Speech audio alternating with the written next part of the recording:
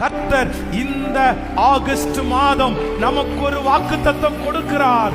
நான் உனக்கு முன்பாக திறந்த வாசலை வைத்திருக்கிறேன். இதுவரையிலும் உங்களுடைய கண்களுக்கு முன்பாக பூட்டப்பட்ட வாசல் தான் இருந்தது. ஆனால் இந்த மாதம் உங்கள் கண்களுக்கு முன்பாக பல வருடங்களாய் மாதங்களாய் பூட்டப்பட்டு கிடக்கிற அந்த வாசல் இந்த மாதம் எனக்காக திறக்க போகிறது.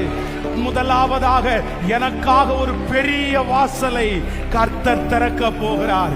இரண்டாவதாக எனக்கு அனுகூலமான வாசலை கர்த்தர் திறக்க போகிறார்.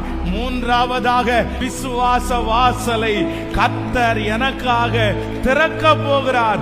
நான்காவதாக கர்த்தராலே எனக்கு ஒரு வாசல் இந்த மாதம் திறக்க போகிறது.